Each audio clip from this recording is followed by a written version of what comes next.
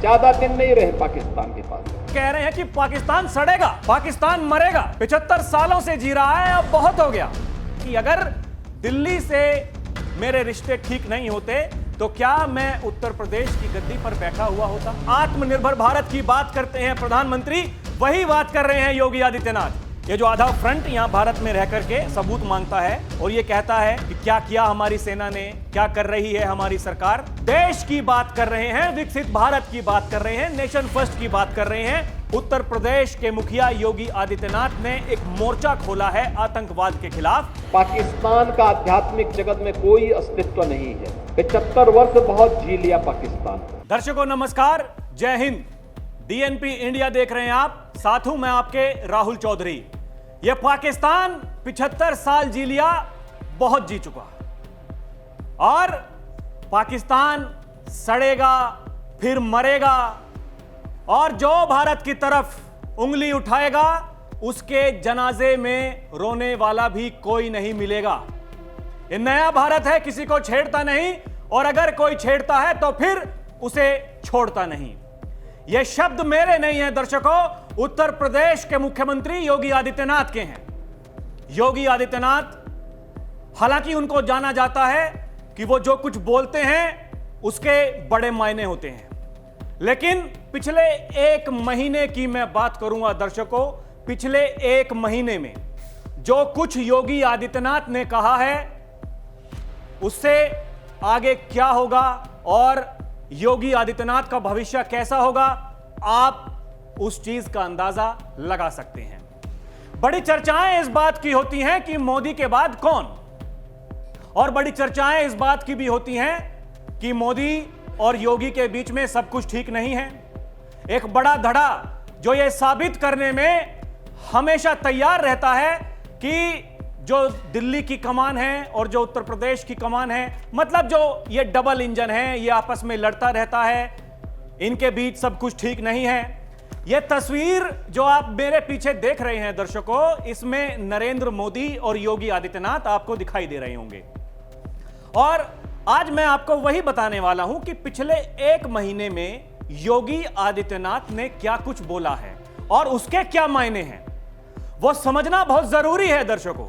और सिलसिलेवार आज मैं आपको वो बताऊंगा कि किस तरीके से योगी आदित्यनाथ नरेंद्र मोदी जो प्रधानमंत्री हैं देश के, उनकी भाषा बोल रहे हैं। एक समय था जब नरेंद्र मोदी इसी तरीके से बोला करते थे, लेकिन 2014 के बाद जब वो प्रधानमंत्री बने देश के, तो फिर उन्होंने उस तरीके से बोलना कम कर दिया क्योंकि देश की कमान उनके हाथों में है और विदेशी कूटनीति की जो हम बात करते हैं दर्शकों, वो काफी मायने रखती है। लेकिन अब योगी आदित्यनाथ वही भाषा बोल रहे हैं और उन्हीं शब्दों का इस्तेमाल कर रहे हैं, बल्कि मैं कहूं कि उनसे भी ऊपर वो ऐसे शब्दों का इस्तेमाल कर रहे हैं। अगर वो कह रहे हैं कि पाकिस्तान सड़ेगा, पाकिस्तान मरेगा, 75 सालों से जी रहा है, अब बहुत हो गया, ये बहुत बड़े शब्द हैं दर्शकों, इन पर गौर करने की जरूरत है। और वही देखिए योगी आदित्यनाथ का जो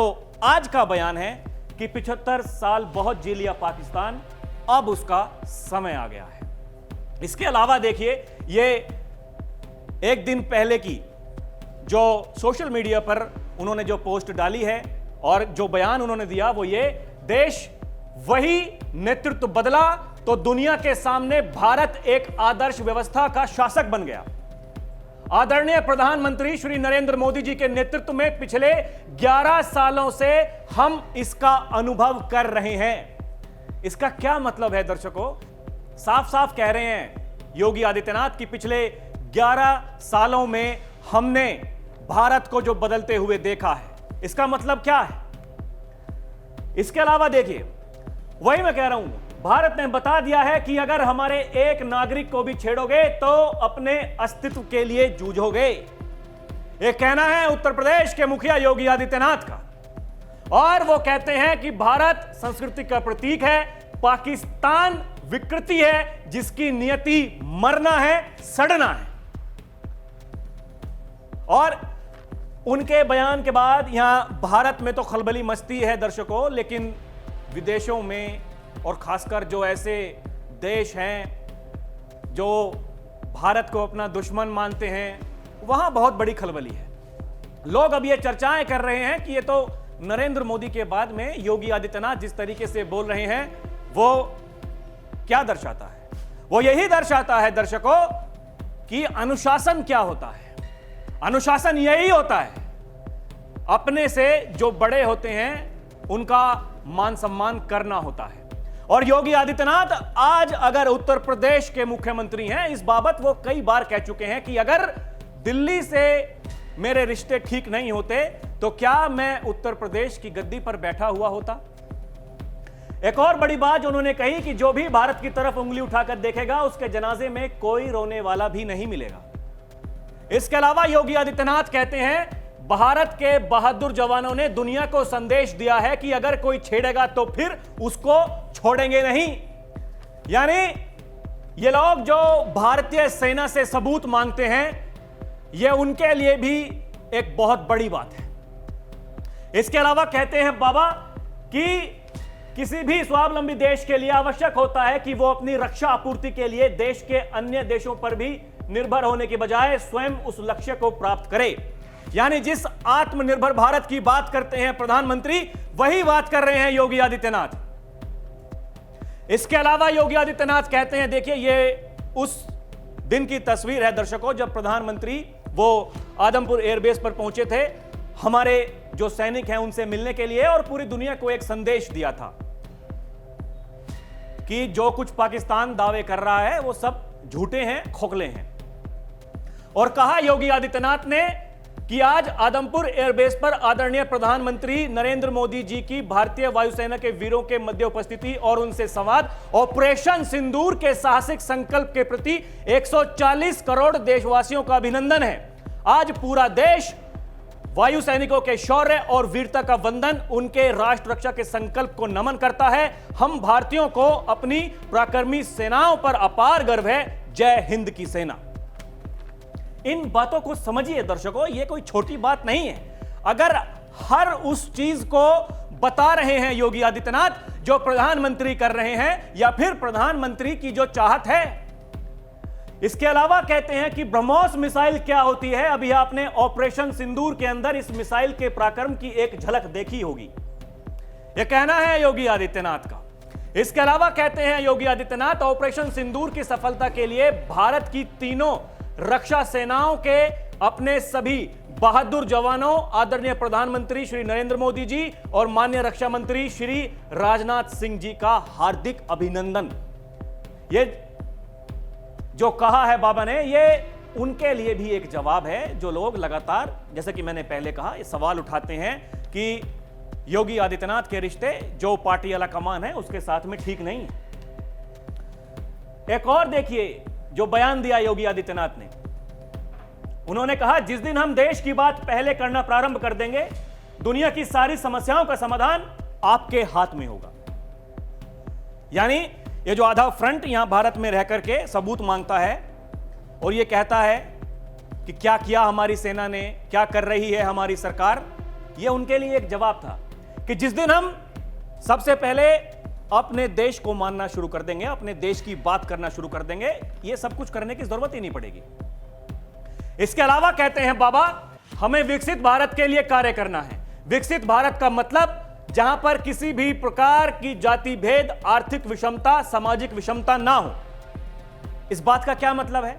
इस बात का मतलब है कि अगर 2047 तक विकसित भारत की बात करते हैं प्रधानमंत्री मोदी, तो वही बात कह रहे हैं योगी आदित्यनाथ। और अनेकों बार आपने उनके मुंह से ये शब्द सुने होंगे दर्शकों, अखंड भारत की वो बात करते हैं, सिंध को भारत में वापस लाने की बात करते हैं। इसका मतलब बिल्कुल साफ है कि ये काफी आगे तक की जो बात सोची जा रही है, ये सिलसिलेवार यही होगा। जो कुछ कह रहे हैं बाबा, जो प्रधानमंत्री कहते हैं, वही सब कुछ योगी आदित्यनाथ अपने भाषणों में वो कह रहे हैं। इसके अलावा ये देखिए एक और बड़ी बात कि भारत विजयी है, विजयी रहेगा। जय हिंद। सबका लक्ष्य नेशन फर्स्ट होना चाहिए।